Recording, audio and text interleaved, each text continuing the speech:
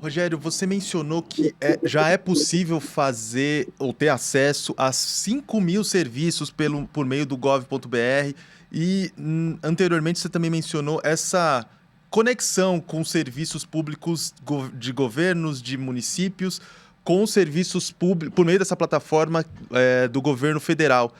Mas tem um plano de ampliar essa integração e fazer com que o gov.br seja entre aspas aqui, tá?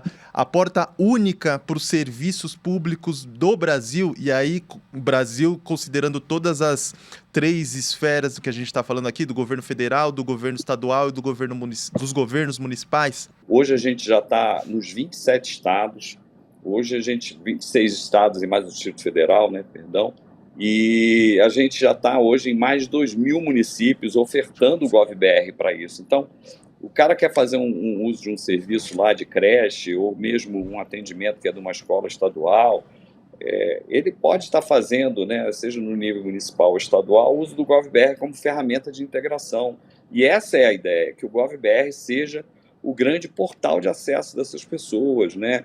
O cidadão não precisa ficar decorando o link, o site, né? Ele entra ali e resolve a vida dele. É isso que a gente quer que aconteça, né? É a simplificação fundamental, é ela que vai fazer a mudança da vida dessas pessoas. E falando de integração nacional, a gente já mencionou o poder público e os serviços públicos atrelados às esferas federais, estaduais e municipais, mas e os serviços privados? Recentemente a gente viu que alguns bancos, inclusive, já adotam o gov.br como credencial de acesso. Como é que está caminhando essa integração do gov.br com os serviços privados, como bancos, planos de saúde e por aí vai? Tá, vamos lá, Elton, né? Primeiro, assim, hoje já vários utilizam aí o serviço das assinaturas, né? Como eu disse para você, da assinatura GovBR, que é uma assinatura num padrão avançado, né, com validade jurídica. Então, vários bancos, né, ou várias instituições já permitem, ou mesmo entre privados, né, já utilizam aí essa ferramenta para celebrar contratos, né, ou para poder fazer negócio utilizando aí o GovBR como ferramenta, inclusive acessando aí, né, a própria questão aí da prova de vida da pessoa.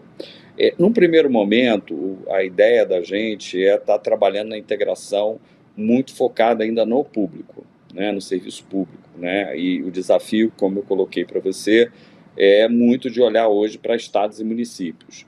Então, a gente ainda não tem, vamos dizer assim, disponível uma API ou uma conexão com o privado. Mas a ideia do projeto é que a gente possa estar avançando para isso, porque assim, o cidadão, da mesma maneira que ele realiza serviços no mundo privado, no mundo público, ele vai fazer no mundo privado, né? Então, é uma questão de escalonamento aí da entrada desse processo, né? Então, hoje a gente está mais focado, né? A gente citei para você que a gente está em mais de 2.000, na verdade, 2.060 municípios. A ideia da gente é levar isso para o Brasil como um todo. Esse é o foco que a gente está nesse ciclo aí de governo. Então, a ideia da gente é fazer essa extensão, né? Agora, tem uma coisa, eu acho que importante, né, que eu queria aproveitar, é que a gente está olhando para essa questão da transformação digital e é muito fruto também da nossa jornada aí, que a gente andou pelo Brasil aí, ouvindo a necessidade. E aí tem uma preocupação, Elton, da gente não excluir ninguém, tá? Então, o que a gente também está fazendo dentro da família GovBR, né? A gente criou um negócio chamado Balcão GovBR. Esse Balcão GovBR, a nossa ideia é que, através de parcerias com os estados e municípios e também com algumas instituições federais que têm amplitude nacional, como capilaridade nacional, como o Correio, por exemplo, é da gente criar um espaço onde essas pessoas que têm dificuldade, seja dificuldade etária ou de letramento digital, de que essas pessoas consigam navegar no mundo digital.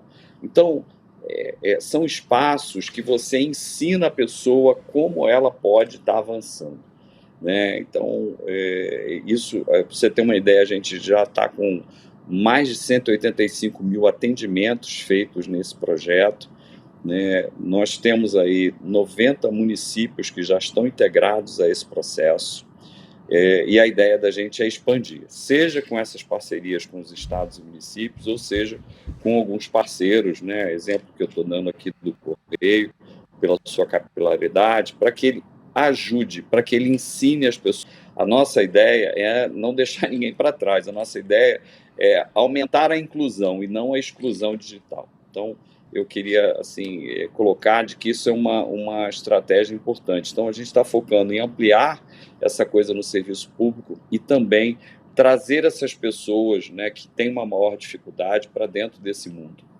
Isso é fundamental, né, Rogério? Porque a gente não pode excluir as pessoas digitalmente de um serviço, né, que é fundamental às vezes para ela. E agora a gente conversou aqui também sobre essa quantidade absurda de serviços que o GovBR presta aí para a população. Então, desde prova de vida até declaração de imposto de renda. Para mim, a declaração do imposto de renda pré-preenchida é uma mão na roda, né? Então, acho que auxilia bastante a assinatura digital, uso para logar, para atualizar meu Lattes. Mas, Rogério, a gente aqui em The Tilt também gosta de pequenos spoilers. Você tem como contar para a gente, assim, alguma funcionalidade que vocês estão prevendo aí, que vocês acham que vai ser fundamental para o GovBR?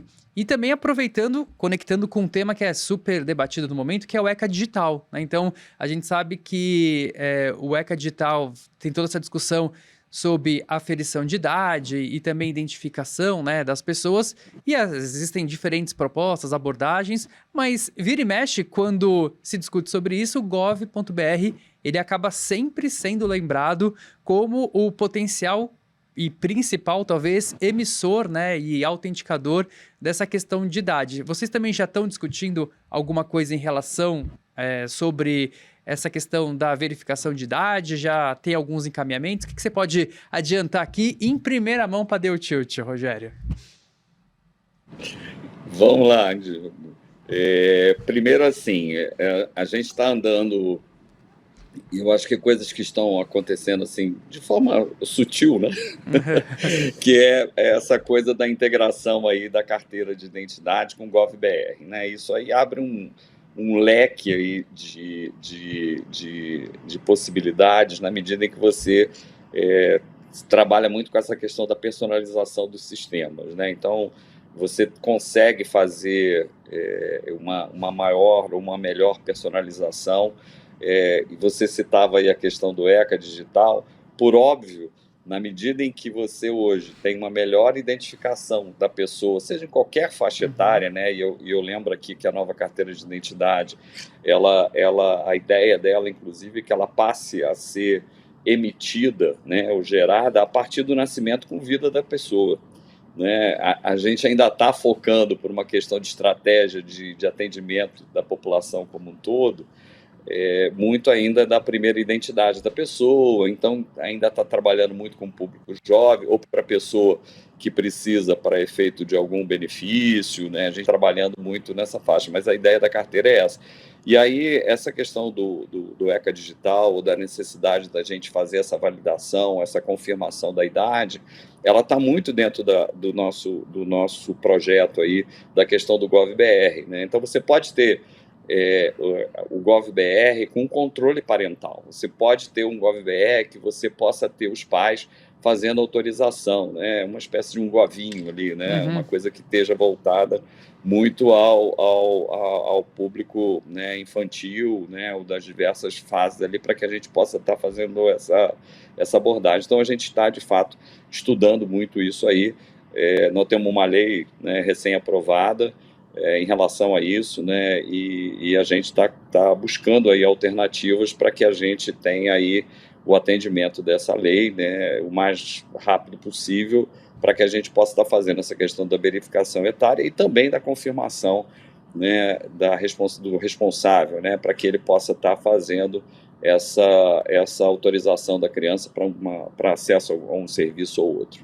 Nossa, eu adorei o nome Govinho.br. Govinho. Govinho.br. Vocês vão precisar utilizar isso em algum lugar agora, hein? O nome Mas, é bom. ô Diogo, é a primeira vez que eu vejo alguém chamar de sutil um serviço que é usado por 40 milhões de pessoas. Mas falando de... Falando de outra coisa que não é Sutil a nada... forma, porque a gente vai fazendo aos pouquinhos, né? Aham. Mas falando de uma coisa que não é nada sutil, que a inteligência artificial que invadiu a nossa vida, tá em todos os cantos. Eu abro a geladeira, tem um ChatGPT lá dentro. Eu vou tomar água, cai inteligência artificial ali. Para onde quer que a gente olhe, principalmente a gente que discute tecnologia com muita intensidade, a inteligência artificial tá lá. E eu gostei desse seu jogo aí de pedir spoilers. Eu fiquei preocupado porque, como ele citou Bye Bye Brasil, e é um filme antigo, eu pensei que ele ia dar um spoiler de um filme antigo. Eu falei assim, pô, aí não vale, não é spoiler, eu já vi, sabe? Temos essa regra, spoiler é do que vai vir. E, agindo dentro dessa lógica e falando de um pouco de inteligência artificial, o Ministério da Gestão e Inovação dos Serviços Públicos acabou de assinar um convênio com o CPQD, que é um importante instituto de pesquisa lá de Campinas, que era associado à Telebrás e tal. E o CPQD está desenvolvendo algumas plataformas, alguns mainframes, alguns frameworks de inteligência artificial e também algumas possibilidades de o próprio servidor criar serviços com inteligência artificial, com low code ou no code, que é um jeito enjoado que a galera de tecnologia tem para falar de coisas que necessitam de pouco código. Ainda nessa brincadeira de spoiler, Rogério, que tipo de serviço com inteligência artificial que vai ser criado dentro do gov.br ou do govinho.br que você pode contar para a gente aí? Vamos lá. Então, já não é mais spoiler, né? Está assinada essa parceria assim, para a gente, assim, super importante. Essa parceria que a gente fechou aí com o CPQD, FINEP e o Ministério do MCTI, né? Que a gente tem uma relação bastante positiva. E a ideia desse projeto aí é exatamente que a gente possa estar utilizando dentro lá do PBIA, né, do eixo 3 do PBIA lá, que é a IA para a melhoria dos serviços públicos. A ideia é que a gente tenha aí as condições de, primeiro, trabalhar com uma melhor integração dos dados, utilizando inteligência artificial, melhorar a qualidade dos dados gerados, também utilizando, né, a IA para isso. A ideia que a gente tem, você citou aí da plataforma low code, né, no code, que é exatamente, né, melhor explicação não poderia, né, onde você colocou, que é essa forma da gente botar, né, pouca programação. O nosso usuário, né, ou a pessoa que faz uso disso, o servidor, ele não precisa ser um mais da programação. Então, a gente tem que ajudá-lo dentro desse processo para que ele possa fazer um uso melhor aí da inteligência artificial. A ideia da gente é utilizar isso numa melhoria dos nossos chatbots aí de atendimento ao cidadão. A gente falava da história, né, com essa interação do GovBR.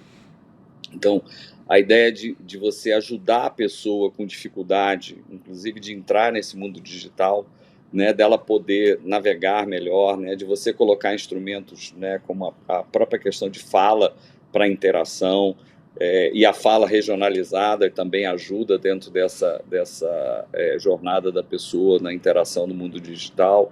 Então, esse projeto, na verdade, é um projeto que tem várias frentes aí para melhorar essa prestação de serviço, melhorar a qualidade do que a gente está entregando. Então, de fato aí um projeto para a gente ao longo desses 4 anos aí da gente poder estar fazendo entregas relevantes aí, melhorando essa navegabilidade das pessoas, melhorando de fato a qualidade do serviço que está sendo prestado. Qual?